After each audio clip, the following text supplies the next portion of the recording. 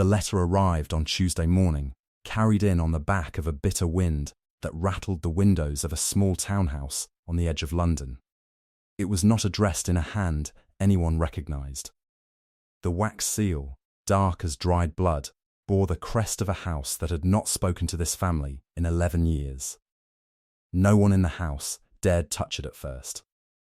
It simply sat upon the silver tray in the hallway, waiting, the way old secrets often wait, patiently, silently, certain that time would eventually deliver them to the person who needed to be broken open.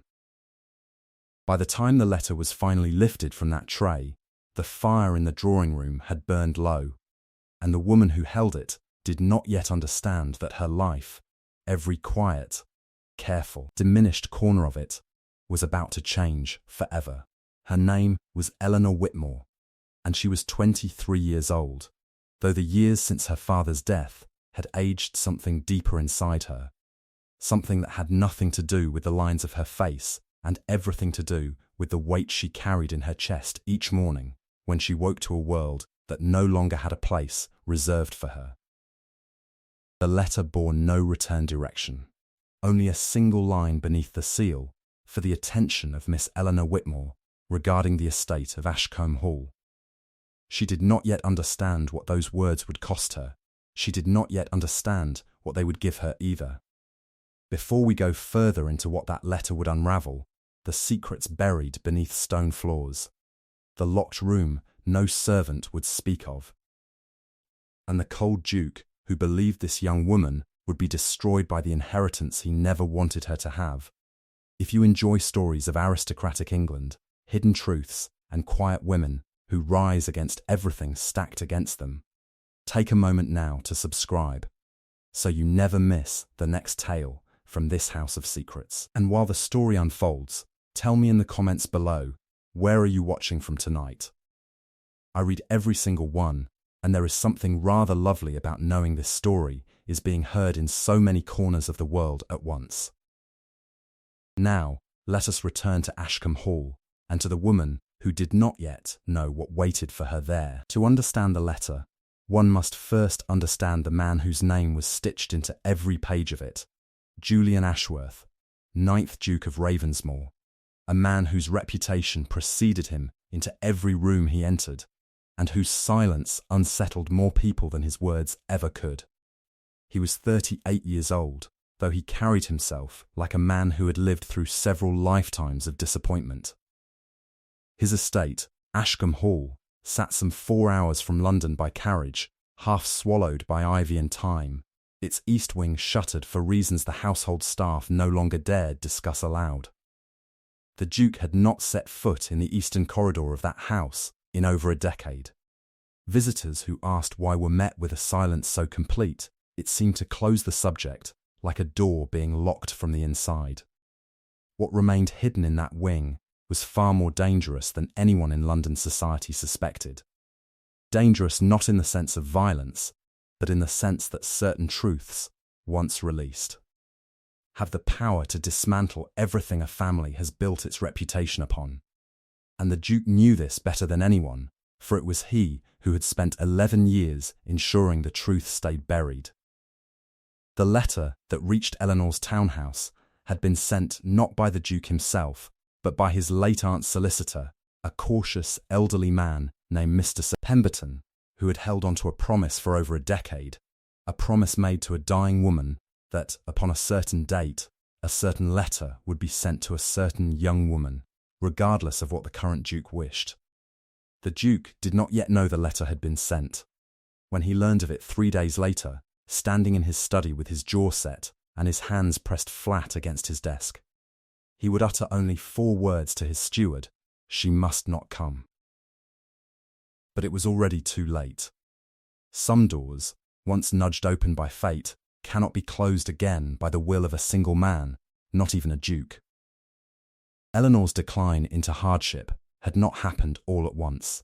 It had come slowly, the way water finds its way through a crack in stone, patient and merciless, until the whole structure gives way. Her father, a respected but modest gentleman scholar, had died 3 years prior, leaving behind debts he had concealed even from his own wife. Within a year, the family home had been sold. Within 2, her mother had fallen ill from grief and cold winters in a smaller, damper house, and had passed quietly one February morning while Eleanor held her hand and begged her, uselessly, to stay. What remained of the family's dignity was a single unmarried aunt, Margaret, a woman of sharp tongue and sharper economy, who had taken Eleanor in not out of great affection, but out of the obligation that Victorian society demanded of blood relations. Eleanor was grateful. She reminded herself of this daily, but gratitude, she had learned, could feel remarkably similar to quiet suffocation. She had once been engaged, briefly, to a young barrister named Thomas Hale, a man who had professed great affection for her wit and her spirit. But affection, she discovered, rarely survives the discovery that a woman's dowry has evaporated along with her father's estate. Thomas had written her a letter, cowardly, apologetic, full of phrases like circumstances beyond my control, and Eleanor had read it twice before folding it neatly and placing it at the bottom of a drawer she never opened again. She did not cry over Thomas Hale. She had promised herself she would not waste tears on men who mistook love for convenience. But something in her had hardened after that letter, some soft, hopeful part of her that had once believed the world owed kindness to those who behaved kindly within it. By the time the second letter arrived, the one bearing the seal of Ashcombe Hall, Eleanor had learned to expect very little from the world. She had learned to sew her own gowns from her aunt's discarded fabric, to walk rather than hire a carriage, to nod politely at social gatherings where she was tolerated rather than welcomed. She had learned, in short, the particular art of surviving gracefully while quietly disappearing. So when Mr. Pemberton's letter informed her that she had been named, under circumstances he was not at liberty to explain in writing, as a potential claimant to a portion of the Ashcombe estate, her first instinct was not joy, it was suspicion. No one gives a woman like me anything without wanting something greater in return, she murmured to her aunt that evening, the letter trembling slightly in her hand. Her aunt, ever practical, poured a second cup of tea and said only, "Then, you shall go and find out exactly what that something is." The journey to Ashcombe Hall took the better part of 2 days, and Eleanor spent much of it staring out at the passing countryside, the hedgerows blurring into green streaks beneath a sky the colour of pewter. She did not yet understand why a family she had never met, a duke she had never so much as glimpsed in a ballroom, would summon her regarding an inheritance. Her father had never spoken of any connection to the Ashworth family. Her mother, in her final delirious days, had murmured a name once, Catherine. But Eleanor had assumed it to be the fevered wandering of a dying mind, not a thread waiting to be pulled. It was raining when the carriage finally turned up the long, overgrown drive of Ashcombe Hall. The gravel long since reclaimed by weeds, the iron gates hanging slightly open as though the house itself had given up the pretense of keeping anyone out, or perhaps, Eleanor would later think, of keeping anything in. The manor rose before her like something out of a half-remembered dream. Grey stone darkened by centuries of rain, tall windows reflecting a sky that seemed to press down upon the estate with unusual weight, ivy creeping across the western wall in a slow, strangling embrace. Somewhere above, a single window on the eastern wing was shuttered entirely, boarded from the inside, while every other window in the house stood bare to the storm. She did not yet understand what that shuttered window meant. She would not understand for many weeks. But she felt even then, standing in the rain with her single travel case gripped tightly in one gloved hand, that the house was watching her the way an old portrait watches a room, silently, patiently, waiting to see whether she was friend or threat. A servant met her at the door, an older woman with kind, tired eyes named Mrs. Doyle, who studied Eleanor for a long moment before saying quietly, almost to herself, "You have her look about you." "Whose look?" Eleanor asked. But Mrs. Doyle only shook her head and ushered her inside, out of the rain, into a hallway lined with portraits whose painted eyes seemed to follow her every step. Dukes and duchesses long since turned to dust, their expressions frozen somewhere between judgment and grief. She did not yet know that one of those portraits, hidden at the very end of the corridor beneath a heavy velvet cloth no servant had lifted in over a decade, bore a face remarkably similar to her own. The Duke received her in his study nearly 2 hours after her arrival. A delay Eleanor understood, correctly, to be intentional. When she was finally shown in, she found a man standing at the window with his back to the door, his tall frame outlined against the grey afternoon light, his dark coat perfectly tailored, his posture rigid in the manner of a man accustomed to being obeyed rather than questioned. "Miss Whitmore," he said, without turning. His voice was low, controlled, edged with something that might have been weariness or might have been contempt. She could not yet tell the difference. "I confess I did not expect you to actually come. Your solicitor's letter suggested I had little choice in the matter." "Your Grace," she replied, keeping her voice steady despite the way her heart hammered against her ribs. He turned then, and for the first time she saw his face fully, sharp cheekbones, dark eyes that studied her with an intensity that made her want to look away and refuse to look away all at once, a mouth set in a hard line that suggested he had not smiled easily in a very long time. "You misunderstand," he said. "You had every choice. I simply hoped you would choose to stay away." The bluntness of it startled her, though she refused to let it show. "Then perhaps, Your Grace, you might explain why I was summoned at all, if my absence was so devoutly wished for." Something flickered across his face, not quite respect, but something adjacent to it. "My aunt made arrangements before her death that I was not permitted to countermand. She believed you had a claim to a portion of this estate.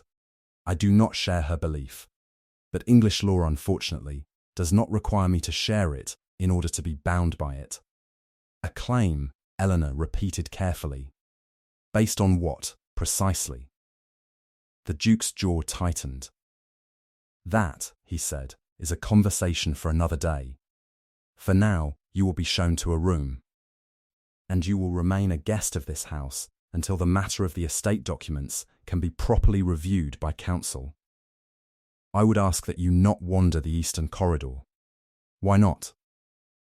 "Because I asked you not to," he said, and something in his tone made it clear the conversation had ended, whether Eleanor wished it to or not. She left his study with more questions than she had entered with, and a growing, uncomfortable certainty that this cold, guarded man was not simply protecting an inheritance, he was protecting a secret. And she, whether she wanted the burden or not, had just become tangled inside it. The days that followed settled into an uneasy rhythm. Eleanor was given a modest but comfortable room in the western wing, far from the shuttered corridor the Duke had forbidden her to approach. She took her meals largely alone, as the Duke seemed to arrange his own schedule specifically to avoid her company, and the household staff regarded her with a curious mixture of sympathy and caution, as though she were a guest who had wandered unknowingly into a house still mourning something no one would name. It was Mrs. Doyle who first began, in small and careful fragments, to reveal the shape of the mystery Eleanor had stepped into. "There was another young lady in this house once," the older woman confided one evening as she helped Eleanor with the laces of her gown. "Years and years ago now, before the old Duke's death, before all this quiet fell over the place like snow that never melts." "What happened to her?" Eleanor asked. Mrs. Doyle's hands stilled for a moment. "No one in the house speaks of it," she said finally. "Not since the current Duke's father passed and the young master took the title. It is not my place to say more, miss, only," she hesitated, "only that when I first saw your face in the doorway, I thought for a moment I was looking at a ghost." The comment unsettled Eleanor far more than she let show. That night, unable to sleep, she found herself walking the halls of Ashcombe Hall by candlelight, the flame throwing long, trembling shadows across walls lined with portraits of Ashworth ancestors, long dead. She passed duchesses in silk and dukes in velvet, their painted eyes following her, the way old family judgment always seems to follow the uninvited. At the far end of the western corridor, she came upon a heavy oak door, slightly ajar, leading into what appeared to be a disused library. Curiosity, that dangerous familiar companion of hers, pulled her inside. The room smelled of dust and old paper, of leather bindings left too long without care. Moonlight filtered through a tall window, illuminating shelves of books that seemed untouched in years. And there, upon a small writing desk in the corner, she found a stack of correspondence tied with faded ribbon. The top letter addressed in a delicate, feminine hand to someone named My Dearest Jay. She did not yet understand who Jay might be. She did not yet understand that she was holding, in that moment, the first thread of a truth that would unravel an entire family's carefully constructed history.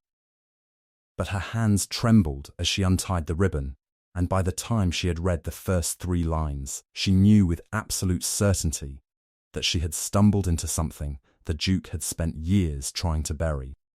The candle beside her guttered low as she read, throwing restless shadows across the dusty shelves, and more than once she thought she heard footsteps in the corridor beyond the door, soft, hesitant, the tread of someone who did not wish to be discovered listening at a threshold they had no right to cross. Each time she paused to look up, the hallway beyond stood empty, silent, holding its breath along with her. The old house seemed to exhale around her in the darkness, its timbers creaking faintly overhead, its portraits watching from the gloom with expressions she could no longer read as merely painted indifference. She found herself wondering, not for the first time since her arrival, whether a house could remember, whether stone and plaster and old oak beams might hold within them the residue of every grief that had ever passed beneath their roof, waiting only for someone patient enough or foolish enough to come looking. She realized with a strange, unsettling clarity, exactly such a person. The letters she would learn over the following nights of careful, secretive reading had been written by a woman named Catherine Vane, the very name her dying mother had murmured in her final delirium. Catherine had been a governess employed at Ashcombe Hall some 24 years prior, a woman of modest birth but considerable intelligence, who had, according to the aching tenderness of her letters, fallen deeply and irrevocably in love with the young heir to the dukedom. A man named James Ashworth, the current Duke's elder half-brother, a name Eleanor had not once heard spoken aloud in the house. She did not yet understand why. She would not understand for many chapters of this slow unravelling. But she read on, late into the night, piecing together a love story that history, or rather, the family that controlled history's telling, had tried very hard to erase. The letters spoke of secret meetings in the garden after moonrise, of promises made beneath the old oak near the eastern wing, of a hope that someday, somehow, love might overcome the rigid architecture of class that stood between a governess and a future duke. And then, abruptly, the tone of the letters shifted. Fear crept into Catherine's careful handwriting. She wrote of being sent away suddenly, without explanation, of a family that had discovered the relationship and moved swiftly to end it. Her final letter, dated some months after the others, was addressed not to James at all, but to an unnamed recipient, and contained only a single devastating line. If anything should happen to me, promise me the child will know the truth of who she is. Eleanor set the letter down with trembling hands. The child. There had been a child. She did not sleep at all that night. The following morning, she found herself unable to look at the Duke across the breakfast table without 1,000 unspoken questions burning behind her eyes. He noticed. Of course he noticed. He seemed to notice everything. In the manner of a man who had spent years training himself to read danger in the smallest details of a room. "You look as though you have not slept, Miss Whitmore," he observed, not unkindly, though his tone remained guarded. "I found something," she admitted, before she could stop herself. "In the old library." Letters. The colour drained visibly from the Duke's face. For the first time since her arrival, the mask of cold composure slipped, revealing something raw and frightened beneath it. An expression so unlike the man she had met on her first day that she almost did not recognize him. "You should not have gone into that room," he said quietly. "Then perhaps you should not have left the truth lying about for anyone to find," she replied, her own fear giving way to something sharper. "Who was Catherine Vane, Your Grace? And who is the child she wrote of?" He did not answer immediately.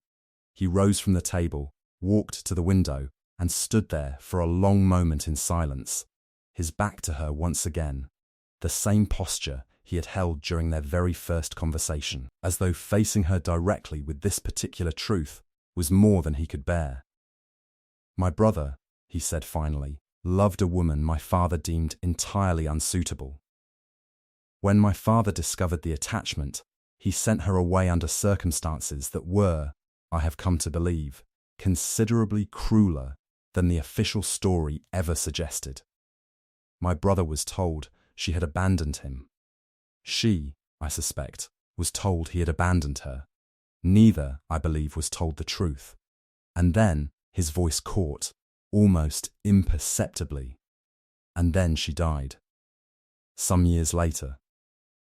Quietly, in a house far from here, in circumstances my father ensured were never properly investigated." "And the child?" Eleanor pressed, though some part of her already suspected the answer. Some part of her had suspected it since Mrs. Doyle's strange comment about ghosts. The Duke turned to face her at last, and in his dark eyes she saw not the cold authority of a nobleman protecting his estate, but the quiet grief of a man who had spent his entire adult life guarding a wound he had never been permitted to heal. "I believe," he said carefully, "that the child grew up entirely unaware of who she truly was. Raised by a kind family who took her in as an infant, under a different name, in a different county, far from any connection to this house or its history." Eleanor felt the room tilt slightly around her. "What was the child's name?" she whispered, though she already knew, with a certainty that settled cold and absolute in her chest, precisely what he was about to say. "I do not know for certain," the Duke admitted. "My aunt believed she did. It was she who insisted, before her death, that inquiries be made, that if such a woman existed, she be found and told the truth, and given what my father's cruelty had denied her. I opposed the inquiry. I did not want old wounds reopened. I did not want—" He stopped himself, and something like shame crossed his features. "I did not want to face what my family had done." "But you sent the letter anyway." "My aunt's solicitor sent it, against my wishes, because he was bound by her final instructions, regardless of what I preferred." He studied her face for a long moment, searching it the way one searches a familiar landscape for a landmark half remembered. "You have her eyes, Miss Whitmore. I noticed it the very first moment you stood in my study, though I told myself it was merely a trick of resemblance, a coincidence of features. I did not want it to be true." "Why not?" Eleanor asked, her voice barely above a whisper now. "Because if it is true," the Duke said, "then this estate, this house, this title, everything my father built his cruelty upon protecting, rightfully belongs in some measure to you. And I did not know, Miss Whitmore, whether I possessed the strength to lose what I have spent my entire life believing was mine to lose." What followed in the days after that revelation was not the swift, tidy resolution one might expect from a simpler tale. Truth, Eleanor was discovering, rarely arrives all at once, fully formed and easily accepted. It arrives in fragments, in old letters and older grudges, in the careful testimony of servants who had guarded secrets for decades out of loyalty to a family that had never fully deserved it. Mrs. Doyle, once she understood that the truth was already partially uncovered, finally spoke plainly. She had been a young housemaid at Ashcombe Hall during Catherine Vane's time there, and she remembered, with the particular clarity that only guilt preserves, the night the old Duke had summoned Catherine to his study and informed her, in cold and measured tones, that she would leave the estate by morning, that any child she carried would be handled quietly through arrangements he alone would control, and that if she ever attempted to contact James Ashworth again, she would find herself utterly destitute, unable to secure employment anywhere in England. She wept that whole night through, Mrs. Doyle recalled, her own eyes glistening at the memory. I brought her tea I wasn't meant to bring her. She held my hand and made me promise, if ever the child came looking, I would tell her the truth. I have carried that promise for over 20 years, miss, waiting on a day I feared would never come. James Ashworth, Eleanor learned, had left Ashcombe Hall not long after Catherine's disappearance, joining a regiment bound for foreign service, and had died several years later of fever in a distant post, never knowing that the woman he loved had borne his child, never knowing that his younger brother would one day inherit a title he had never particularly wanted, burdened with secrets he had never asked to carry. The old Duke, Eleanor's grandfather, she now understood, with a strange hollow feeling that had nothing to do with grief and everything to do with the sheer scale of what she was being asked to absorb, had died some years later, his conscience apparently untroubled by what he had done, leaving his younger son Julian to inherit not only the title, but the full weight of a truth he had discovered only gradually, piece by piece, in old correspondence and hushed servant testimony, much the way Eleanor herself was discovering it now. I searched for you once, the Duke admitted to her one evening, as they walked together, carefully, formally, at a proper distance, through the overgrown gardens behind the manor, the autumn air sharp with the scent of decaying leaves.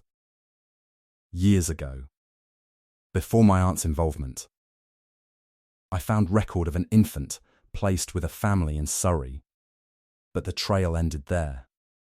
I did not know if you had lived. I did not know if you would ever come looking for a truth that might destroy the only life you had ever known. It very nearly did, Eleanor said quietly. Destroy it, I mean. I came here believing I had nothing left to lose.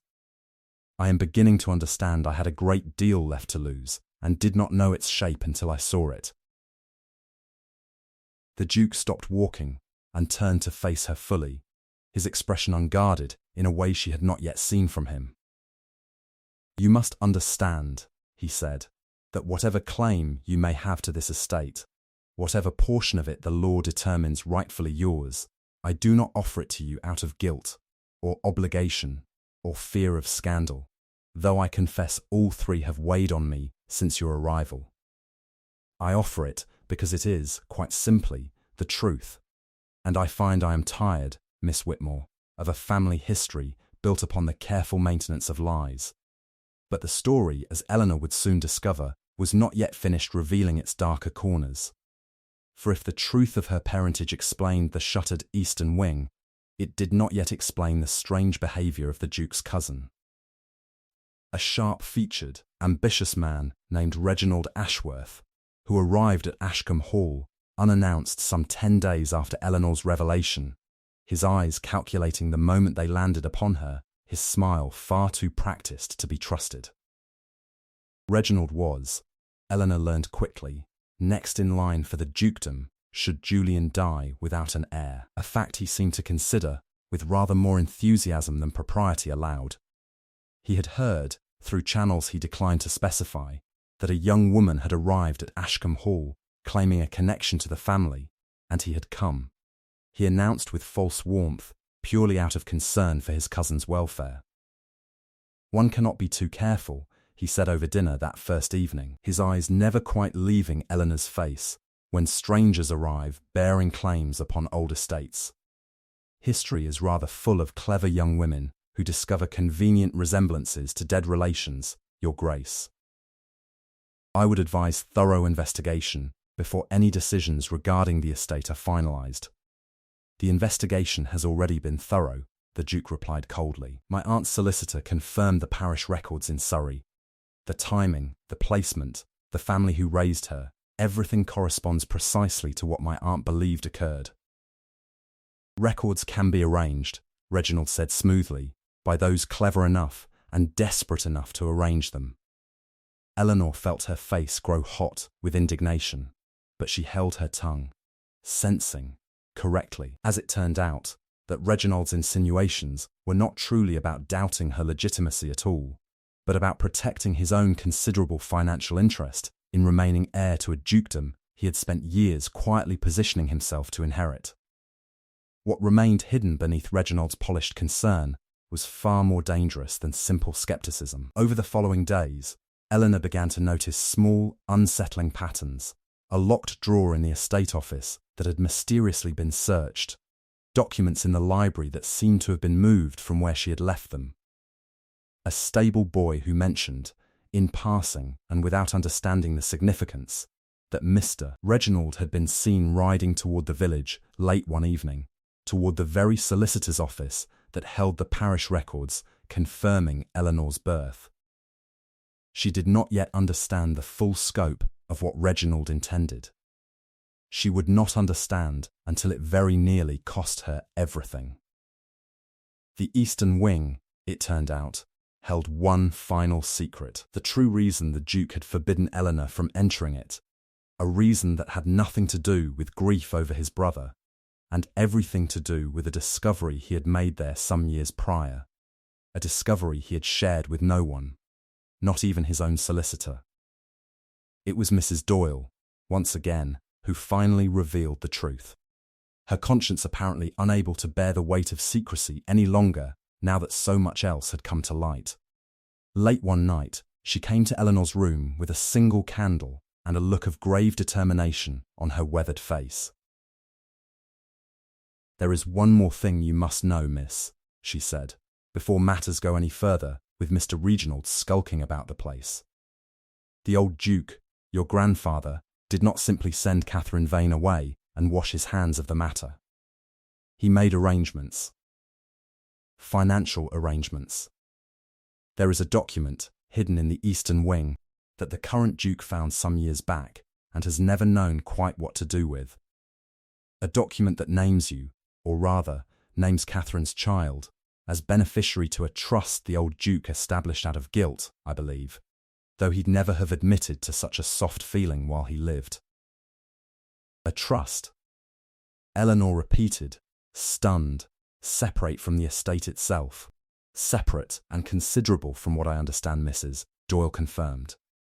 The Duke has kept it locked away all this time, uncertain whether to reveal it, fearing perhaps that you might think him motivated by guilt rather than genuine feeling, should he present it to you himself.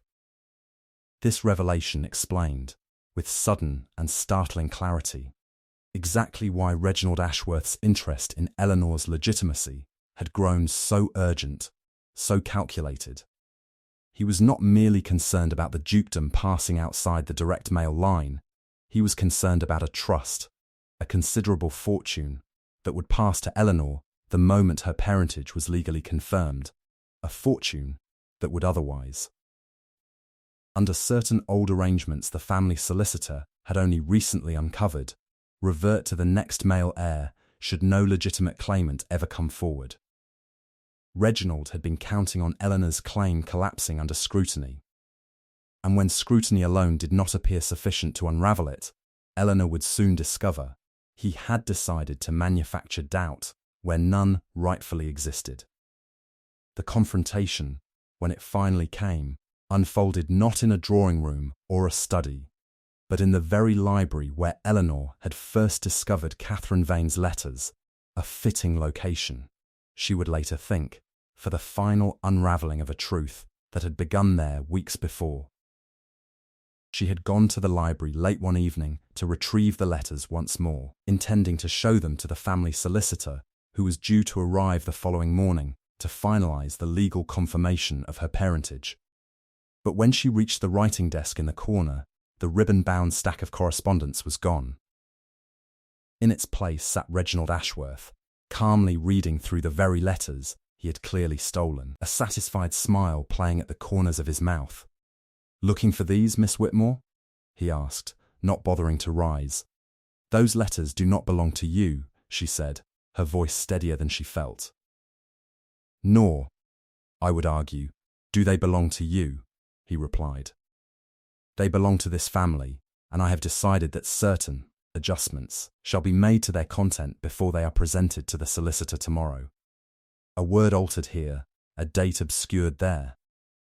Enough, I think, to introduce sufficient doubt into your claim that the trust reverts to its rightful place, with me, as it always should have." "You would forge evidence to steal an inheritance that is not yours," Eleanor said, horror and fury warring in equal measure within her chest. "I would correct an oversight," Reginald said coolly, "that never should have been permitted to occur. My cousin is soft-hearted and guilt-ridden, easily swayed by a pretty face bearing a convenient resemblance to a dead governess. I, however, am not so easily moved." It was at that precise moment that the library door opened and the Duke stepped inside, his expression darkening as he took in the scene before him, his cousin holding stolen letters, Eleanor standing pale and furious before him. "Reginald," the Duke said, his voice dangerously quiet, "put those down." "Julian, you cannot possibly intend to," I said, the Duke repeated, crossing the room in 3 swift strides and removing the letters firmly from his cousin's grasp. "Put them down. I have suspected for some days now that you have been tampering with matters that do not concern you. The stable boy mentioned your visits to the solicitor's office in the village. I confirmed this afternoon that certain parish records had indeed been disturbed. Though thankfully not successfully altered, the vicar, it seems, keeps more careful watch over his registers than you anticipated." Reginald's composure finally cracked. "You would choose her over your own blood, Julian? Over the family name, the family fortune, everything our forebears built?" "I would choose the truth," the Duke said simply, "over a comfortable lie that has already cost one woman her life and nearly cost her daughter everything as well. You will leave Ashcombe Hall tonight, Reginald, and should I discover you have made any further attempt to interfere with Miss Whitmore's legitimate claim, I will ensure the full extent of your actions here becomes known throughout every drawing room in London." Reginald left within the hour, his carriage disappearing down the long, overgrown drive into the darkness, his ambitions, for now, at least, thoroughly defeated. What remained, after Reginald's departure, was not triumph exactly, but something quieter and more profound, the slow, careful process of rebuilding a truth that had been buried for over 2 decades beneath layers of shame, cruelty, and fear. The solicitor arrived the following morning as scheduled, and with the letters safely restored, the parish records confirmed and undisturbed, and Mrs. Doyle's testimony formally recorded, the legal confirmation of Eleanor's parentage proceeded with a swiftness that almost startled her after so many weeks of uncertainty. She was, the solicitor confirmed with quiet solemnity, the legitimate granddaughter of the late Duke of Ravensmore, daughter of James Ashworth and Catherine Vane, and rightful beneficiary of a trust that had sat untouched for over 20 years, accruing interest that had grown it into a fortune considerably larger than Eleanor had ever imagined possessing. But it was not the fortune that moved her most, in the end. It was the portrait. The Duke led her, on a quiet afternoon some days later, to the very end of the western corridor, to the heavy velvet cloth that had hung undisturbed for over a decade. He drew it back himself, revealing a painting Eleanor had never known existed. A young woman with dark, thoughtful eyes and a gentle, knowing smile dressed in the simple attire of a governess rather than the silks of nobility, standing before the very garden Eleanor had walked through weeks before. "My father commissioned it before he sent her away," the Duke explained quietly. "I believe it was intended as evidence of ownership, in some strange, cruel way, a portrait of a woman he considered his to control, his to dismiss when she became inconvenient. I found it hidden in the eastern wing some years ago and could never bring myself to either display it or destroy it." It felt, somehow, like it was waiting for someone. Eleanor stood before her mother's portrait for a long time, tracing the resemblance she had not known she carried, understanding at last the strange familiarity that had unsettled Mrs. Doyle upon her very first arrival at Ashcombe Hall. "She looks," Eleanor said finally, her voice thick with an emotion she had not expected to feel, "as though she is waiting for someone to finally tell the truth." "Then perhaps," the Duke said softly, "we have finally done right by her." The months that followed brought a transformation to Ashcombe Hall that no one in the surrounding countryside could quite believe, though the servants who had lived through its long years of quiet mourning understood it best of all. The eastern wing, shuttered for over a decade, was finally reopened, its rooms aired and restored, its history no longer a secret to be guarded, but a truth to be honoured.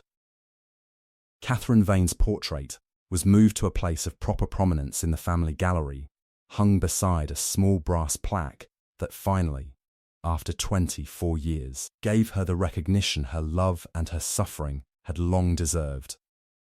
Eleanor did not leave Ashcombe Hall, in the end, though she had arrived believing she would stay only long enough to settle the legal matters of her claim before returning to the quiet, diminished life she had grown accustomed to in London.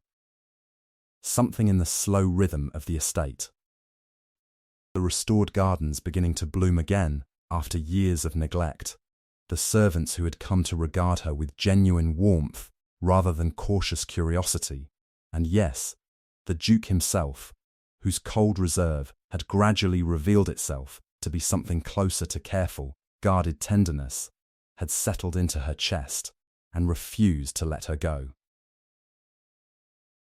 The relationship between Eleanor and Julian Ashworth did not unfold with the swift romantic urgency of a simpler tale. It grew slowly, the way trust always must between two people who had each learned, through painful experience, that the world rarely gave its gifts without eventually demanding something in return.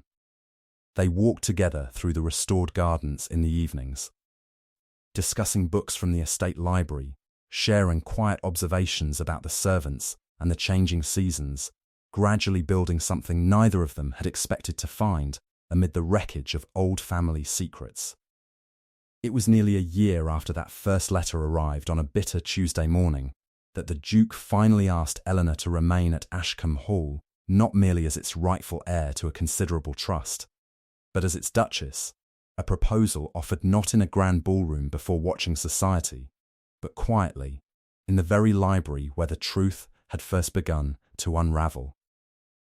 Surrounded by the letters that had brought them together. "I do not offer this out of guilt any longer," he told her, holding her hands in his own, "nor out of obligation, nor even out of the strange, undeniable sense that fate arranged our paths to cross. I offer it because I have watched you take a house full of buried grief and slowly, patiently, teach it how to breathe again. I have watched you take a truth that could have destroyed you and instead become the very thing that restored this family's honour. I find, Miss Whitmore, that I would very much like to spend the rest of my life watching what else you might restore." Eleanor thought, in that quiet moment, of the frightened young woman who had stepped off a carriage into the pouring rain months before, clutching a single travel case and a letter she did not yet understand. She thought of her mother's portrait, finally hanging where it belonged. She thought of every door that had once seemed closed to her, by poverty, by loss, by a world that had taught her to expect very little, and how each one, in its own strange and painful way, had led her here. "Then, I accept," she said, "not because this house needed restoring, Your Grace, but because I believe I did too, and I did not expect to find that restoration here, in a house I once believed would destroy me. The wedding, when it came that spring, was a quiet affair, held not in the grand cathedrals of London society, but in the small stone chapel on the Ashcombe estate grounds, attended by servants who had watched this family's long years of silence finally give way to something resembling peace. Mrs. Doyle wept openly through the entire ceremony, insisting to anyone who would listen that she had known, from the very first moment she saw Eleanor's face in the doorway, that some old promise was finally being fulfilled. Ashcombe Hall, once a monument to buried grief and carefully guarded shame, became in the years that followed something entirely different. A house known throughout the county, not for its scandal, but for its quiet generosity, its restored gardens, and the warmth of a duchess who never forgot what it meant to have nothing, and who ensured, for the rest of her days, that no one within her reach ever felt quite so alone as she once had. The eastern wing, fully restored, became a nursery in time, filled with the laughter of children who would grow up knowing every detail of their grandmother Catherine's story, not as a shameful secret to be hidden away behind locked doors, but as a testament to a love that had outlasted even the cruelest attempts to erase it. And somewhere in the family gallery, between portraits of dukes and duchesses long since turned to memory, hung a painting of a young governess with dark, thoughtful eyes, finally given the place of honor her love had always deserved. A quiet reminder to every generation that followed that truth, however long it is buried, has a way of finding its way home. Visitors to the estate in later years, wandering the restored gardens or pausing before that portrait in the long gallery, would sometimes ask the housekeeper, for Mrs. Doyle remained at Ashcombe Hall long into her old age, refusing every offer of a comfortable retirement, what had truly happened in that house so many years before.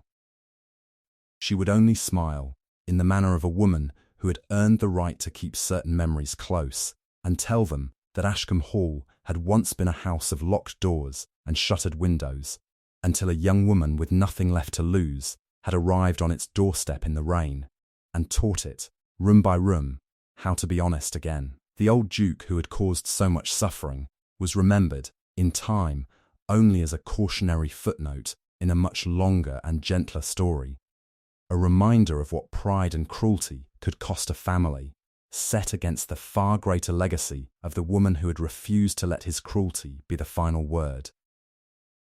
Eleanor never forgot where she had come from, nor the years of quiet hardship that had shaped her before that letter arrived. She spoke of them often to her own children, not with bitterness, but with the calm certainty of a woman who understood that every locked room eventually finds its key, and every silence, however long it is kept, eventually learns to speak. A story preserved in the quiet memory of an old English estate, of a woman the Duke believed the old manor would destroy, and who instead became its greatest and most enduring achievement. If this story moved you, do not forget to leave your thoughts in the comments below. Subscribe for more tales of aristocratic secrets and quiet redemption, and let this house of memory carry you into the next story waiting to be told.